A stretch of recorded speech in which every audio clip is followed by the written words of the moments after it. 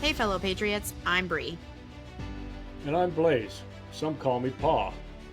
It has been said that we have 4 boxes to keep ourselves free. These are the soap box, the ballot box, the jury box, and the ammo box. And we are the 4th box. We are here to arm you with enough information, resources, and skills to take back your freedom, increase your self-sufficiency, and inspire you to join in the fight against tyranny. Thomas Jefferson said, "Eternal vigilance is the price of liberty." Thank you for joining us and for joining in this fight. Welcome back to the 4th box. Greetings, 4th box listeners. Very excited once again to be coming to you on this beautiful July evening here from central Pennsylvania. As we normally do, I am raising a glass, and tonight I have a special toast to the newest member of the Dornish clan, that being Riker Vincent, to Mother Kendra and Father Zach. Salute to you guys and that new baby. We love them, happy to have them aboard. I'm also toasting Knox County Mayor down in Kentucky, Glenn Jacobs, also known as former WWE wrestler Kane, who has issued a statement on Monday against the use of flock safety cameras, etc. And he is requesting that the county do the same through their commissioners or county legislators, whatever they have there in Kentucky. I'm not familiar, so I'm saluting Kane as well. Cool, right on. Cheers. Lastly, I don't know if you saw the story. I'm saluting a Montana man who walked 10 miles to safety with a trekking pole speared through his torso. He was climbing the highest peak in Montana and he slipped and fell and pierced himself with a trekking pole. He is, I believe, a nurse, and he hiked out with 2 other friends with a trekking pole speared through him. Obviously hit no vital organs, but I think there is an example of some man that we can clearly use in this country looking forward. So a salute to those 3. My quote for tonight: in keeping Americans ill-educated, ill-informed, and constitutionally ignorant, the education establishment has been the politician's major and most faithful partner.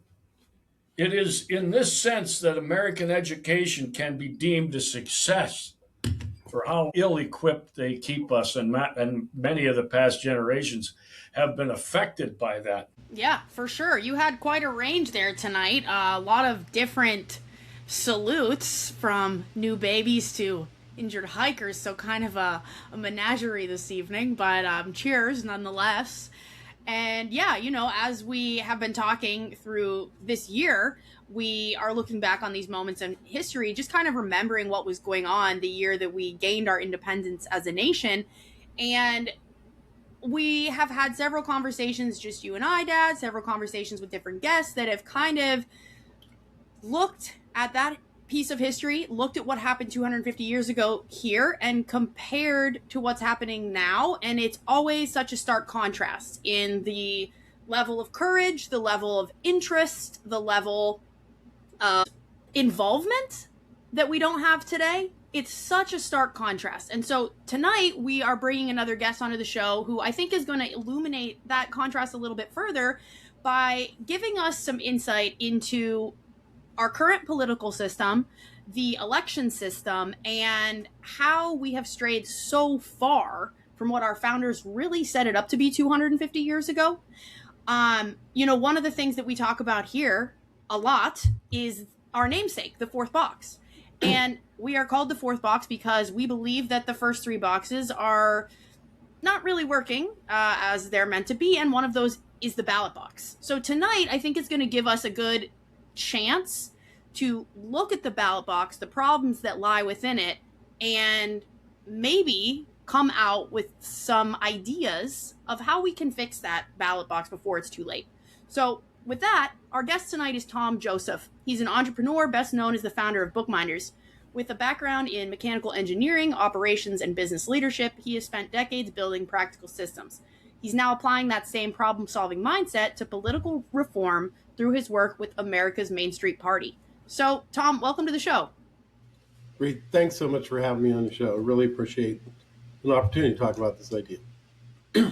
Yeah, we're really excited. We've checked out the website a bit. We've listened to you talk on some other shows, and I think it's such an interesting concept. So, this first question, of course, is going to be a little bit introductory, and it's kind of a two-part question because I really want you to just give us a little bit more of your background, who you are, and what prompted you to start this journey, while at the same time telling us what is America's Main Street Party. Well, to go way back, I'm an engineer. I have an engineering degree. I worked in factory automation. I stumbled upon an idea many years ago trying to help my father out as became an accidental accountant. But I launched a company called Bookminders, and it basically was one of the very first remote first employment businesses in the country. We designed the business to have home workers from the get-go, a cottage corporation. I really identified at that point that there are a lot of women like my sisters who had college educations, wanted to work, but wanted to raise families and needed flexibility. And there was really no opportunities for women that wanted flexibility that had that kind of background. So in 91, I launched that, and we built a really successful company, and to a point where I got retired early. I mean, our management team, all women management team, over 90% of the employees are women. The company works fantastically. It works even better without me. But so I got retired, and during the COVID, I was inspired actually decades ago about Ross Perot and trying to reform Congress, and really just kind of this contrast to the way Congress works versus the way businesses work. And that if we had this going on in our businesses, we'd all go out of business. And all the conflict. And during the COVID, I was fortunate enough to get PPP money for my business. I made a promise that I'd pay this forward, that I would think about a way to solve this problem. But I knew I didn't want to run for office, and I knew that if I got involved with anything that involved changing laws, that I'd spend the rest of my life trying to change a law rather than working to reform a system. So one day I had this idea. I was kind of stuck because my original idea was just to do another party, kind of like the Forward Party, just one that's supposed to be on better ideas, more moderate. And I just sat back and said, like, this is not significant change. This is just more of the same. Let's relying on rich people to fund their campaigns. It's what a third party is. And I made a joke that was, we do a better job picking the next American Idol than we do the next representative in Congress. And it made me think, that joke was like, wow, why can't we do this? Why can't we create a portal, a moneyless platform, and create a contest? And basically what I did, I just shoehorned it into the election system. And I'm using the political committee system in a very different way. I'm using a national political party to be like an IT department, a tech company. A super PAC is our marketing department. They're going to do all the expensive campaigning. The local committees will run the contest. They'll localize it, and I think it'll help bring trust to the people who are going through the contest. And in our system, a candidate committee, which right now is really powerful because they can accumulate war chests. In our system, a candidate committee only exists for the general election cycles. It's you spend all the money or return it to the local committee. The candidates, in exchange for getting this backing by the super PAC, have to give up their work. They can't have a war chest. They can't fund their campaign more than any other citizen. So even though it would work for us, if we find a really rich person we actually like, that we would not let them break the rules, because we want a free and equal system. That's what's in our state constitutions. It's what this founding father, James Wilson, basically predicted, that if elections weren't fair, that the system would eventually fall out. He called it the original fountain of democracy, free and equal elections. And if you spoil the well, it taints the entire system. And we have to set a much higher bar, because even if we get rid of Citizens United, open all the primaries, and have ranked choice voting everywhere, the system is still really unfair. It would still lean heavily to incumbents. So we're just, all the reform measures they pass we take a bad system and make it slightly less worse. We have to do something completely different, and this is it. Yeah, I love it. So, can you give us kind of the like play by play of what it would actually look like in practice? Like, what does that kind of process look like? I want to roll this out like a business would roll out a new product to the market. We're not, a typical third party would do this thing nationally, and they probably fail. We're just marching down this process. Number one, the app itself is a long ways from being done. There's no way this could be done by November this year. We could make it play in the midterm elections. But we need to continue to build out the app and get a super PAC. But the way this would play out is that between us and the super PAC, we would identify an equal number of red and blue districts, whether it be, if we're going to go after 20 districts, it'd be 10 blue and 10 red. If we're going to 40, it'd be 20 red.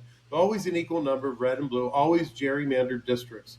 And what it would look like in those districts is that the super PAC would do public service announcements and educate the public on, hey, if you're interested in running for Congress, here's how it works. Download the app, get in the portal.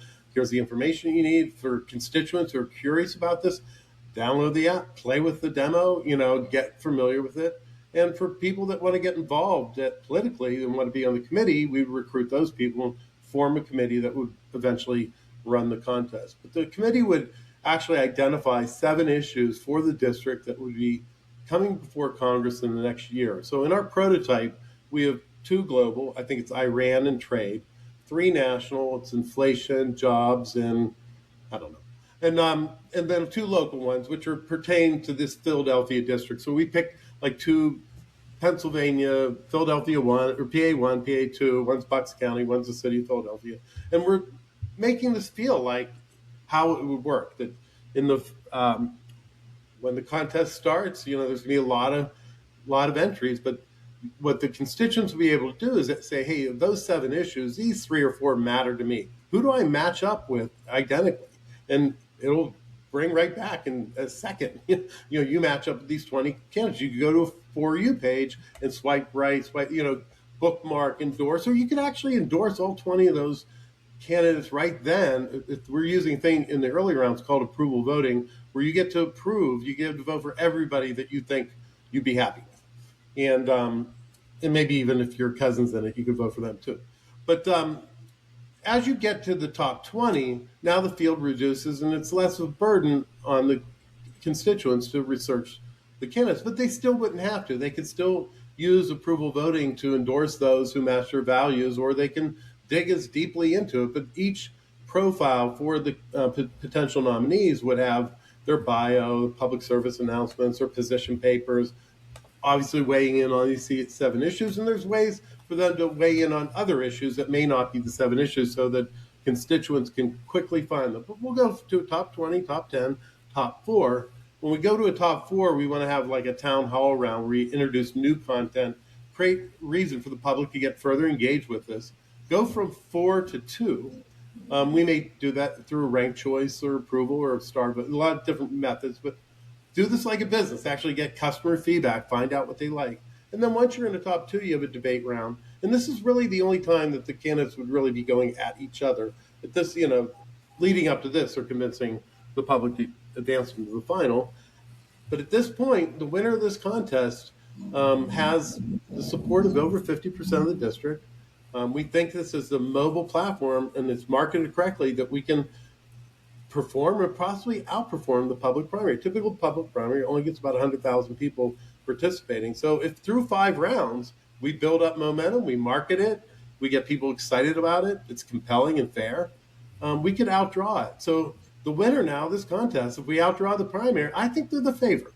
They survived a gauntlet. They're the people actually chosen by constituents, and they're going against an incumbent that may be 2 or 3 decades in the office, and people are just getting tired of that.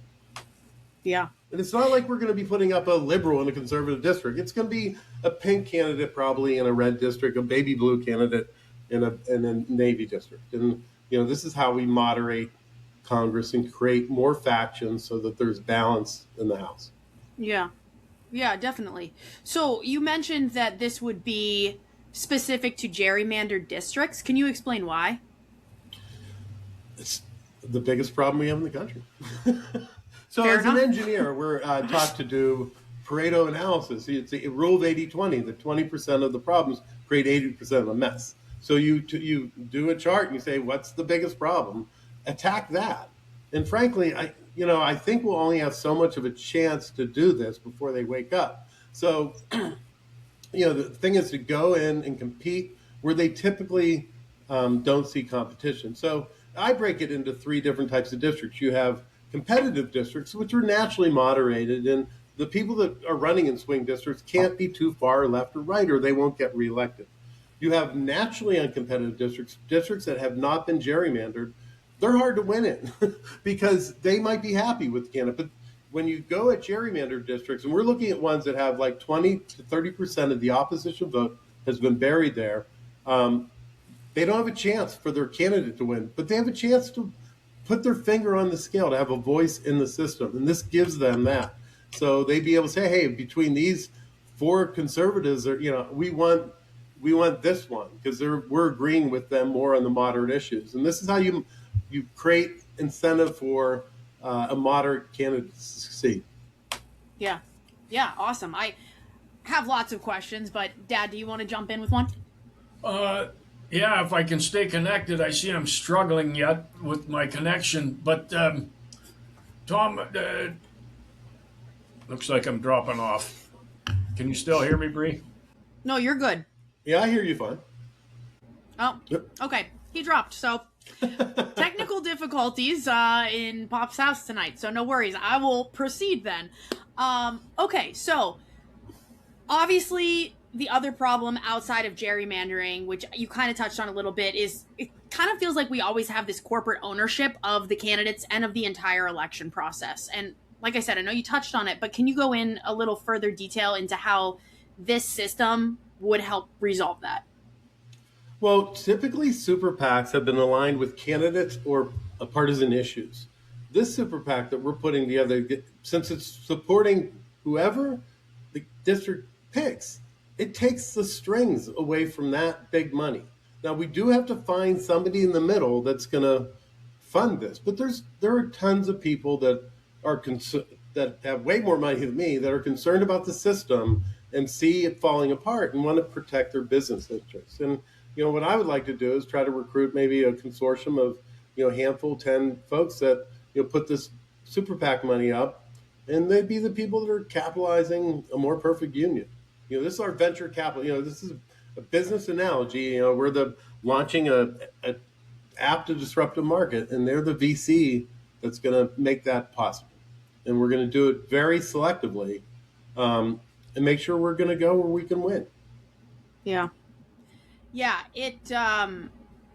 I really think the comparison to how modern businesses are run is important here, because we can't expect to change the system by never changing anything with the way that the system functions. So Right. I think for some people, this feels like a very radical change to the system as we know it.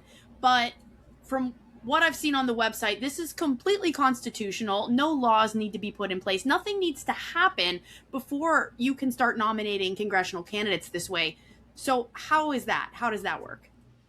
Well, again, it's really about this loophole.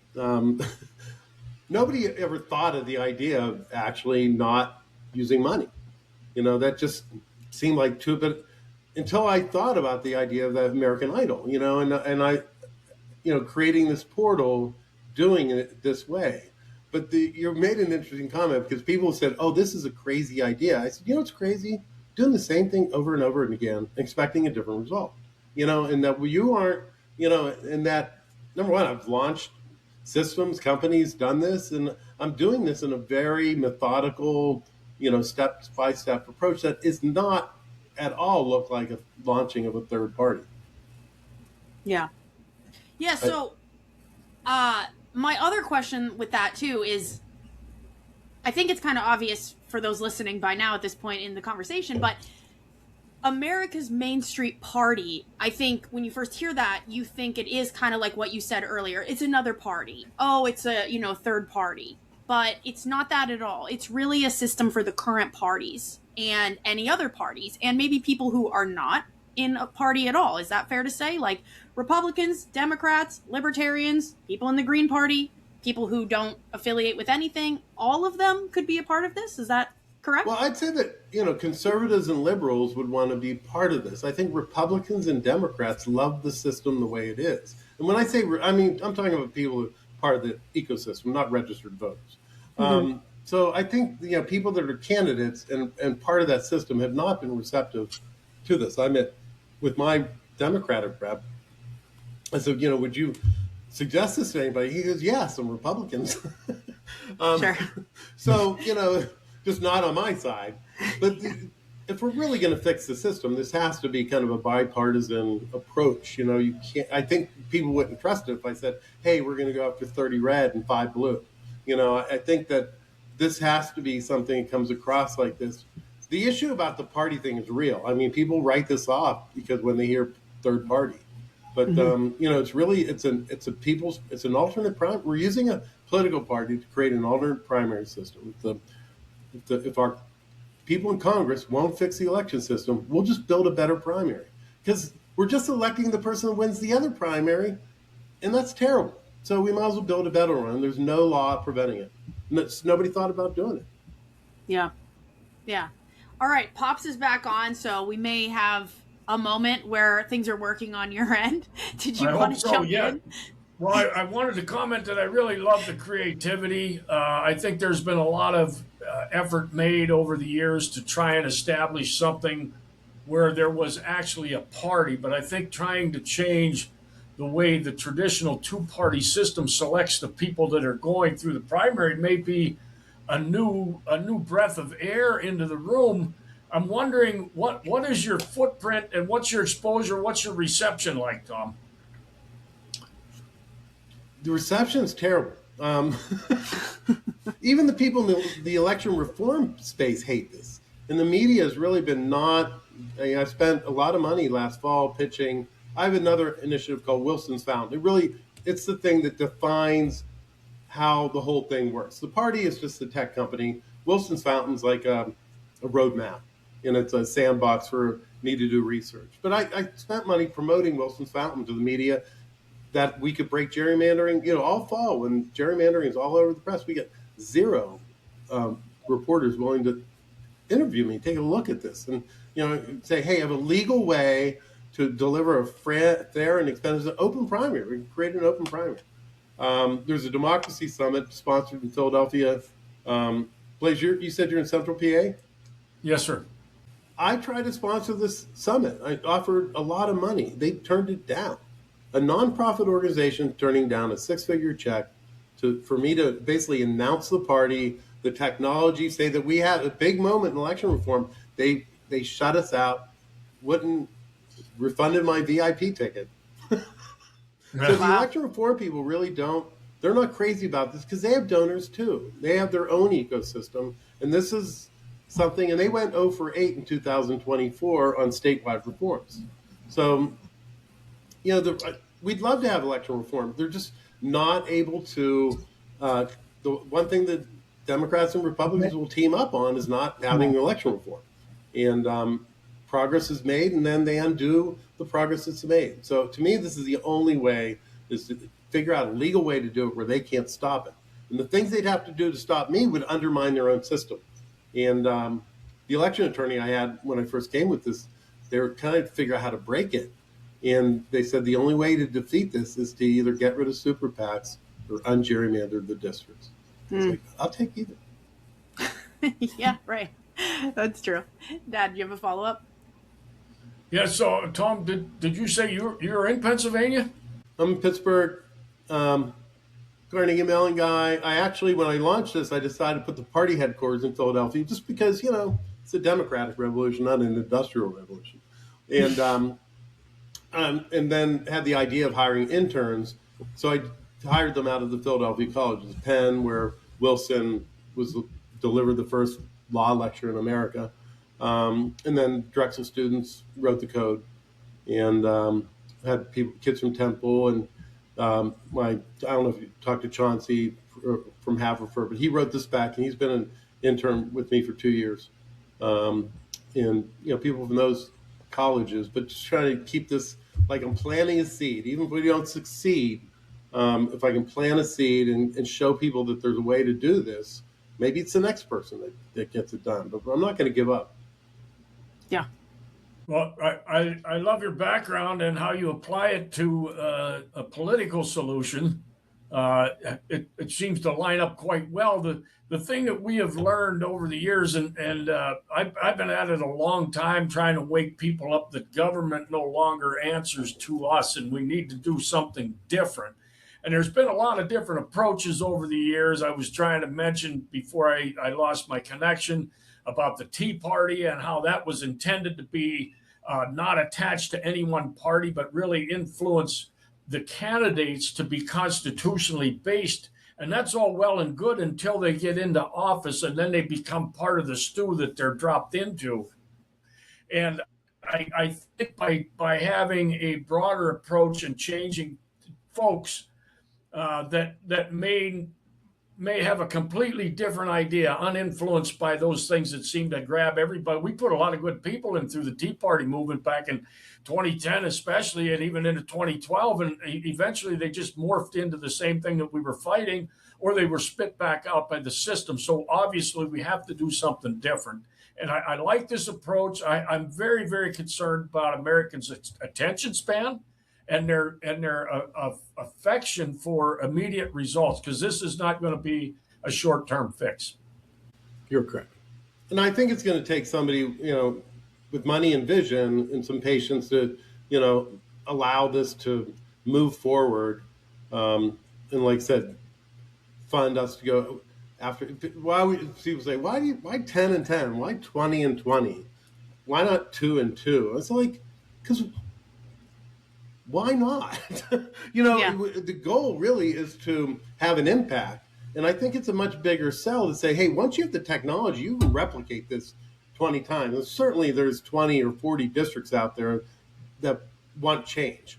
And there's going to be some fall off. So there's going to be districts that don't buy in. There'll be maybe put up a bad candidate. But if you want to have a shot to put in 5 each on each side and force the election speaker into the main chamber, that will moderate Congress. This is a chance to do history. So I think whoever signs up for this, is to really say, hey, we have to do this in a major way so that we convince people this will work. So in 2030, now we're going after 50 red and 50 blue and 4 senators left and 4 senators right. Yeah. I think that well, in time, because absolutely, to your point, Dad, this is not a short-term solution, but you really can't expect to change a system that's 250 years old in a year. I mean, that's just not going to happen. And this system that we have currently has been corrupted for so many of those 250 years that, again, thinking this is an overnight fix is just not realistic. But I think if we look at it with this long-term vision, I absolutely see how it fixes the problems that you're talking about, as well as others, because it gives people who are brilliant, who have good ideas, who understand how broken the system is, but never ever would have a shot to get into Congress, would never be able to have that opportunity. It gives them that opportunity. Whether or not they're, liked by the people in their district, that's another story. But isn't that a beautiful thing that the people who are voting through this process and watching the candidates be eliminated get to actually see that happening? They get to understand where the votes are going. And hey, if my guy didn't get elected, at least I know who the majority did like. And right. I can see that the majority's voice mattered, because that's the whole point. It doesn't always have to be your guy, but at least it's actually the guy that the majority wanted. So I think that's great. And we're so sick of this party before country. We see it happening on both sides. And these people would only be motivated to serve the district. And I think the difference, to your point, Blaze, about the Tea Party is that once they got in there, they relied on the party whips to get reelected. In our system, the party whips have no power. They can't take that money, or they can't enter the free and equal contest the next time. So if they decide to stray, they're going to be facing a super PAC that is committed to making sure that district is represented by people who vote for them. So there's a real incentive for the folks to A, represent the district, and B, not become tools of the super donors. Mm-hmm. Yeah. The other piece that I was going to say there that it does kind of solve is Yeah, if I could jump in. Yeah, go ahead, Dad. Tom, what I was going to say, one of the other things that we recognized during the Tea Party years was if folks got in there and managed to have the support of the district but they did not comply with the party agenda.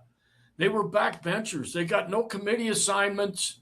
They were virtually invisible and had very little impact. So they're still there representing the district, but the machinery in place really was a significant impact on changing the overall course. And it's because of money. At the end of the day, they became party to that system. So if you don't change the underlying way they get reelected, I mean, they're all doing it to get reelected. So if you don't change the underlying way they get reelected, get rid of the war chest, make sure that they enter a system where they're accountable, we're not going to get the kind of government. And this really was to the point of what Wilson, said is in 1689, the British Bill of Rights made elections free, meaning anybody could run. I mean, like 6% of the people. But what he saw is that if it wasn't fair, it just wouldn't work, and eventually the system would fall apart. And we're there. I mean, this system is falling apart. Yeah. Yeah, and I think that's why so many people are not interested in participating in elections anymore. So and it's not. I think part of it too, Bree, is that, and I make this comparison to the Olympics.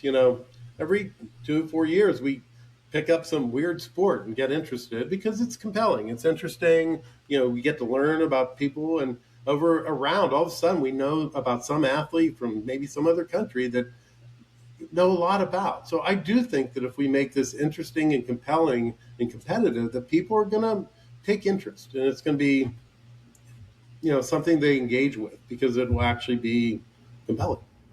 Yeah, I'm with you 100% on that. I think that's like really a big takeaway with this. That's what I was going to say a couple moments ago. A few other issues that I think this solves is I think it helps with term limits, because I think when people are more engaged and more interested, they will show up for primary. I mean, which you just said, that number of people who show up to vote in the primary is so low right now. And I think that when people have the opportunity to participate in this way, where they're really seeing their participation and how that impacts the entire process, I think they'll be a lot more likely to show up. And then you won't have these people who keep coming back time after time after time because, of course, the money issue, but also because now you probably are more likely to see a new face every time. It's not the same old people. Every single time you get to show up to vote, there's a new face. I think that's exciting. And unfortunately, that's necessary. We live in a world of instant gratification and a world of 10-second Instagram reels. And people need that, like you said, Olympics, American Idol. People need that level of entertainment, which politics doesn't have for most people, I think. And another thing that we always talk about here on the Fourth Box is, a lot of the issues that we have could be resolved if people were not so distracted by sports and reality TV. Well, we can't change the people. So how do we bring the problem to the people where they are? And this, I think, is that. Yeah. Of course. I think this does that because it sort of turns it into that competitive, interesting, ever-changing. You get to learn about these new people and you get to watch the competition piece of it, which inherently is exciting for people, much more exciting than what's going on now. So I think that that's really interesting to, rather than shift the mind of the people, just create a solution that is more in line with what the people are used to. And that's, mobile technology has disrupted everything but this. And, this is way past due. And, you look at what the parties do with mobile technology. They send you text messages and are nickel and diming you to death for donations. They're not really asking you what you want, what you need. They know, right? Their donors tell them. So their interaction with the voters is terrible. I mean, they're just bombarding your phone, donate money, and never really asking what you. So to me, this is about changing the constituent experience, treating them like customers. So if you're really launching this like I am, like a business, and you want market share, you may have to make happy customers and give them a better product. And for us, a better product is going to be a person who's a better representative who is working for them. Yeah. Yeah. So my dad had asked before about how it was being received. And, you spoke about, of course, the election reform folks and the people who are already associated with a particular party and the media. But what about the actual people who would be using the app? What does that look like? Well, the app just, within the last 2 weeks is something you can actually play with. I mean, we've been marketing this. I've been trying to market it for about a year, but really in earnest since January. Last fall, tried to market it to the major media and didn't get it anywhere. But what I'll say is that in talking to podcast hosts, and whether left, right, center, across the spectrum, there's great reception. Talking to regular people who aren't part of this political ecosystem love this idea. And because this is what we need. But the folks that are in that, 1% of those in the, controlling it, they don't even want to hear it. And I showed up at the Democracy Summit with a bunch of students to hand out flyers, James Wilson Quill Pen, and the executive director called the park police on us. Now, think about this. We are at the National Constitution Center. We're not protesting. We're just trying to give people a democratic idea. And the irony in Philadelphia that the police were called on us. Of course. That tracks. Yeah, I think, one of the things that I kind of feel like when I think about the people who would benefit from this, we the people, I think the people who are not going to have a positive response to it are probably, no offense to you both, but from your generation, right? Like the boomer and close to that range generation. And the younger generation, I think, is going to be much more inclined to want to try this for obvious reasons, right? Younger generations have grown up around tech. So it makes sense that this feels more interesting. Picking up their phone and scrolling through candidates and reading about all of them and seeing a picture, maybe watching a little clip of them, that feels much more interesting than trying to find a newspaper article about some guy that, doesn't mean anything to them. Well, my generation, I'm 65, like, personal computers were at the workplace when I started. So that was in 4 decades with computers and mobile phones. I think the percentage of the population that is technophobic is greatly dwindling. Mm-hmm. And I will say this, is that we did market research and looked at the different age groups. And when you look at the boomer generation, we understand the problem. We may have little faith that it can be fixed, but I think we intimately understand the problem, kind of have a hand on tech. The youngest people, like in that 18 to 35 category, they don't really understand how bad it is. I mean, this is what they grew up with, but they are receptive to the new way. It's really the best demographic is like 35 to 54. They are the people, they understand the problem, they get the technology. That, like, if we were looking at who we're marketing to, they're the ones that, and they also see that, this is meaningful. They're in the stage of their life where they have kids, thinking about all these things or how their life playing out. So that's the demographic. Yeah, makes total sense. Dad, anything to add there? If your service is okay.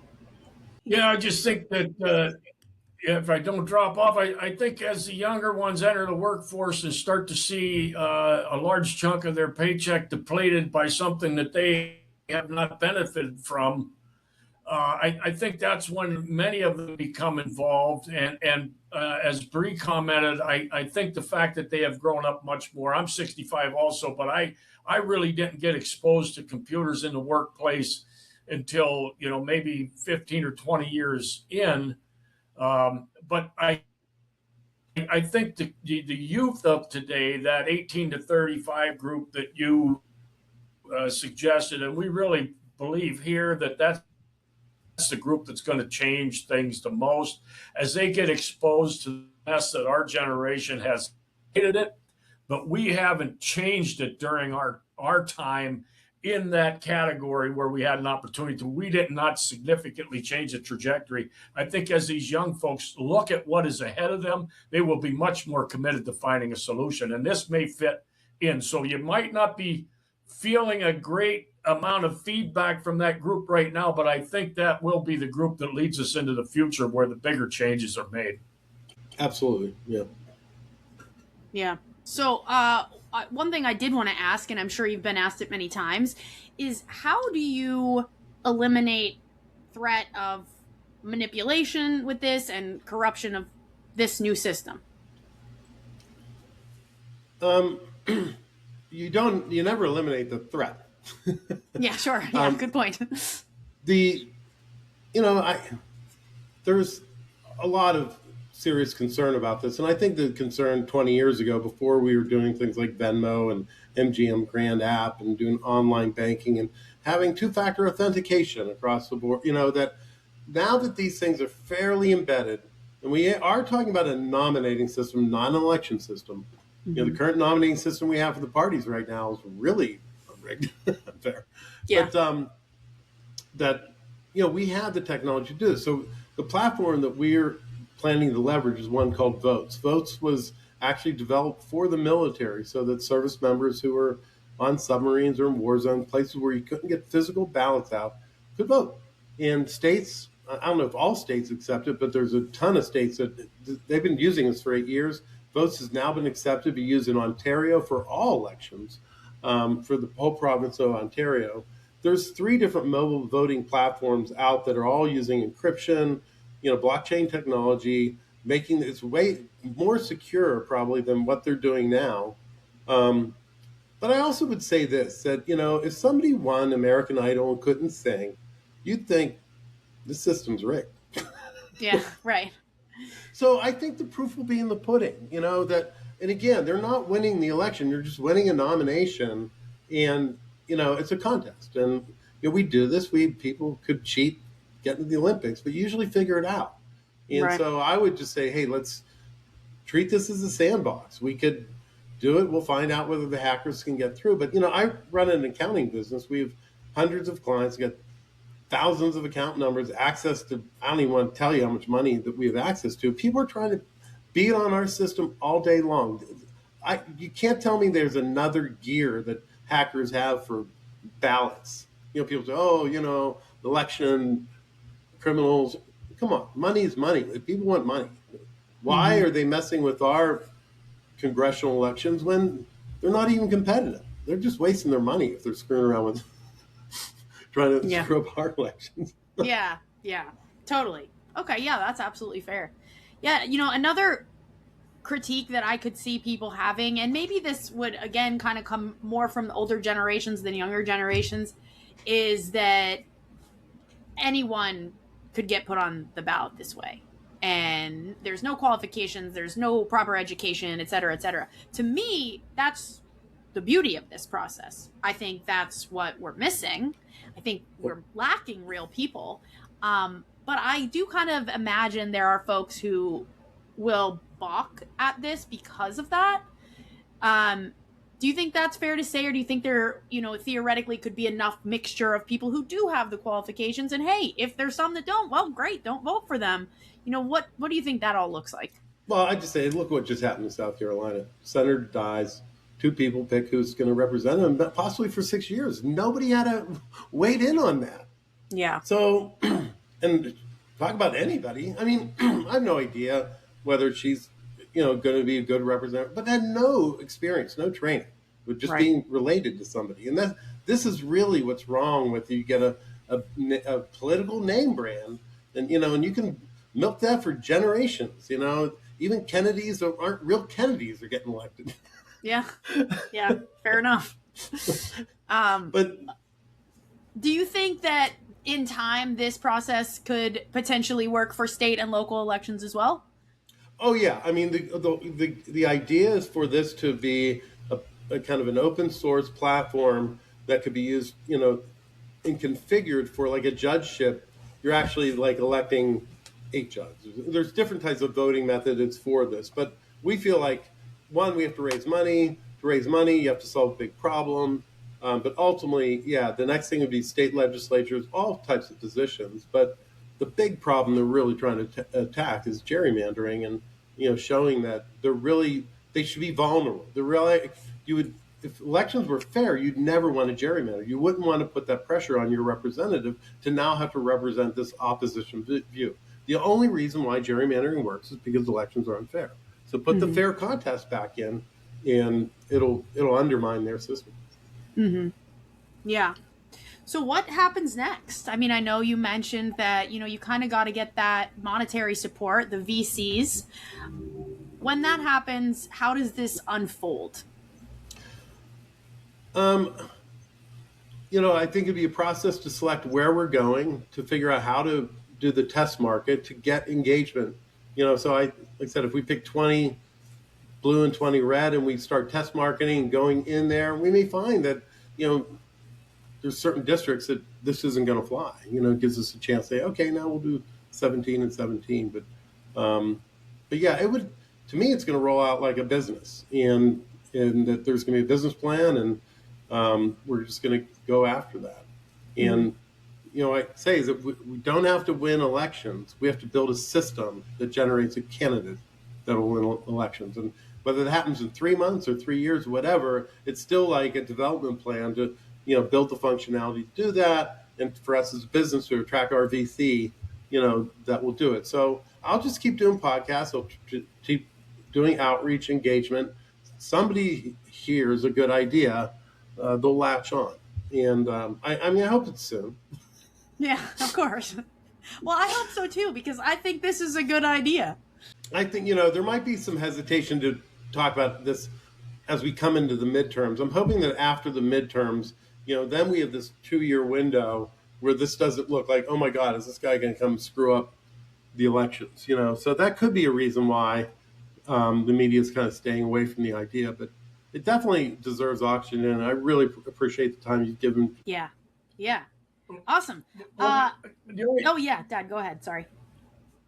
Well, the only thing, and maybe I missed it while I was out, and sorry about all the interruption. Do you have a game plan to go forward? So you're all targeting gerrymandered districts. Are you staying in the general Mid-Atlantic region, or do you have a vision of the country, and you're going to pull out some districts countrywide that you think may be able to be influenced, or to have an opportunity to present this to with some positive feedback? Are you looking at the whole country? Yes, we are looking at the whole country, and like I said, it's going to be a statistical analysis. And there are certain some of it has to do with the states. Like, I think it's Georgia. You have to get on the ballot, you need like 23,000 signatures. For most states to get on the House ballot, it's not hard. It's like 500 signatures, $500. I mean, it's intentionally, they keep a low bar to run for the House. So part of this would have to do, we want to time it to run in parallel with the primary, so people get kind of contrast and leverage the interest overall in elections for that. So there's a whole calendar, and there's a thing that we've actually done an analysis, if we had to do it this year, of kind of where we were looking, but we never got down to say it would be these 10, these 20. But it's really it's purely going to be on statistics and where we think we can win. I would say that there's states like California where they already have a jungle primary, statewide. Alaska, they have ranked choice voting statewide. They're kind of moderate. So there's probably places that we would immediately rule out. But it's really going to be about, winning. Yeah, makes sense for sure. You're really targeting the House of Representatives at the federal level, nationwide, where you think there's an opportunity. Yeah, and because say we do this and we don't happen to have somebody in Pennsylvania, there'd still be a reason for people to support this, because if it makes Congress work better, it helps the whole country. So that's really the whole pitch. I went out to Kansas. They're trying to do some state reform out in Kansas, a thing called fusion voting. Nobody's interested, not even the people in Kansas. So, I mean, I do think that you have to kind of swing for the fences and do something where people say, "Hey, this would make a difference." And I can just tell by the interest I'm getting from podcast hosts that people get it. That this would be a significant thing. Yeah, definitely. I think people are really hungry for change. So I think that this is such an important thing to bring now, while there are so many problems that even people who don't care about politics can pick out. They can name quite a few off the top of their head without even thinking of it. And I know that people want to make change. It's very hard to see themselves in that change. It feels like something very, very far away from them. This brings that into your own home, onto your phone, into your own hands. I think that's so important. So I know we're already coming up on an hour here, and I would just like to apologize again to you and to our listeners for my dad's Wi-Fi tonight, which is the worst ever, I think. A lot of interruptions. Sorry for that. But I did want to give you the chance to touch on anything else that you haven't been able to yet. Is there anything else that you feel like is really important to drive home for the listeners of our show tonight that you think is really going to impact them as this sort of comes to fruition? Well, this is a big paradigm shift. I think when you look at it, it makes total sense. We're just used to operating in this system that is so weird, that we've accepted it. But I'd encourage them to go to mainstreetparty.org. There's a page called A Brand New Way. On there, you can kind of get a rundown of how this works and tell your friends about it. If you want to donate, we'd love to donate. One thing you donate here, it's not going to a terrible political ad. We're going to build a software asset that will be around forever for the country. So you have to at least feel decent about that. The other thing is that we have another website, wilsonsfountain.us. If you're a wonky nerd political person, you might be interested in learning about that and learning about James Wilson, who was a really significant founding father who was buried in history because he died bankrupt. He's a Supreme Court justice, one of the most significant people as far as our Constitution, and wrote a lot of the language that Jefferson used. And nobody knows who he is. But recently a book came out about James Wilson called The Lost Founder, and talking about his fight for really the people to make the popular sovereignty, that government is directly from the people. So that's what he believed. And a lot of the founders didn't. They were slaveholders. They just wanted to get out from taxes. Mm-hmm. Yeah. Yeah. I think that in itself is kind of an interesting analogy for all of this. This man with really great ideas who was buried because he lacked money. I mean, it's kind of a perfect example of maybe what could come of this. The people who we could see come into office who wouldn't have had a chance otherwise because of money. So I think it's a really beautiful metaphor, even though I know that's not necessarily why he's part of the vision, but it fits really quite nicely into all of it. So yeah, thank you so much, Tom. I really am excited about this idea. As someone who is, part of that kind of younger generation, I really see how this works, even if it's simply for generating more interest.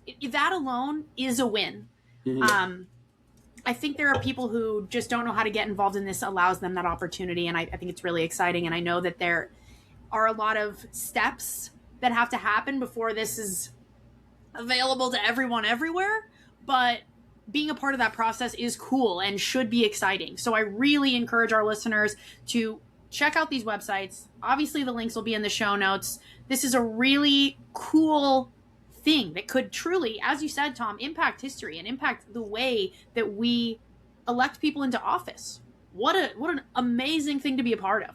So thank you once again, Tom. We really can't thank you enough. It was really, really exciting to learn about this. Great. Thanks a lot, Bree. Absolutely. Alrighty, everybody. So that was Tom Joseph of America's Main Street Party and Wilson's Fountain. I will, of course, as I said, put both of those website links in the show notes. I love this idea. I think this is exactly the kind of thing we were talking about in last week's episode, where we were discussing that everybody has different skills.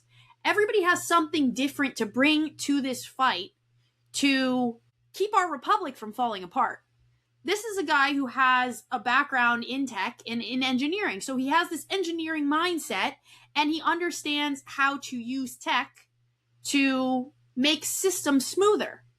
Well, how perfect to bring that into the political world. As he said, mobile apps and these types of tools have been used at this point for every other thing that we do, whether it's entertainment or banking or whatever it might be. We use it for everything else. Why is voting someone into office? And again, we're not voting somebody into office. We're just getting their name on the ballot. Why is this the only time that we haven't seen that? So this is a really exciting and new concept that nobody is doing. And it's so important because it allows you or me or anyone, whoever you are listening to this, if you have no reason, no educational background at all in politics, but you care, it gives you the opportunity to have your name on the ballot. And who knows? Maybe you care about the things that the people in your district care about, and that's enough. And if we could get you or I into office, some of us are not going to change our values once we're in there. We just haven't been able to get those people in there. So I love this concept because it allows all of us an equal and fair opportunity. Exactly what our elections were always supposed to be. So I'm excited about this. I hope our listeners are too. I think it's super, super cool. And we'll see where it goes. Like my dad said, kind of middle of the episode, this is not a quick fix. We're not going to get this up and going and solve the problems. It's going to be a little bit of time before this even gets implemented. And when it does, it'll be a few districts at a time. And whether or not those candidates that end up on the ballot even get voted into office, we don't know. It's going to take a while for this to work. But when it works, real change will have happened. All that said, I know we had a weird episode tonight. Pops was in and out, and I'm not even sure how much of it you were able to hear, Dad, but I hope you were able to hear most of it because it really was a cool conversation with Tom. So I'm going to go ahead and pass it over to you to get the Bible verse in, and then we'll wrap it up. Yeah, I liked it as well. I think it's a novel idea. It's something different. It uses the current conditions of the day, that being tech stuff, to help get a broader approach to putting people into office, which I think is great. The only downside I see is that the American public, the American attention span is so short. They want to cast a vote one time and all the problems go away, and that's never going to be the fix. I think he is a person who has the skill set to bring up a new technique to make a selection at the primary level. That's very, very important, what he is suggesting there, because the voting gets done at the general, but we are having an impact on who actually ends up going to the general by having a broad swath being presented to anybody who's interested. Anybody who has a voice has an opportunity to get out and see what kind of votes from Pennsylvania. So it was a great conversation. Sorry I was in and out as much as I was. I just got to find a better place to make my internet connection. This was terrible tonight. Hey, no worries. It happens. We are not the tech savvy ones. People like Tom are going to take care of that side of things for us. We don't need to be the tech guys, but all good on that. If you want to go ahead and get that Bible verse in before you drop out again, that would probably be for the best. I will do that. Make sure that nobody pays back wrong for wrong, but always strive to do what is good for each other and for everyone else. That's First Thessalonians chapter 5, verse 15. Perfect verse. It always ties in nicely. So with that, everybody check out the show notes for those links to see what Tom is up to. And until next week, stay vigilant.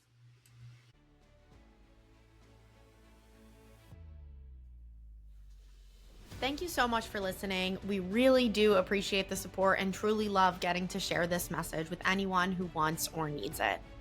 The best way for you to support the show is to subscribe, add a rating, and share with everyone you know.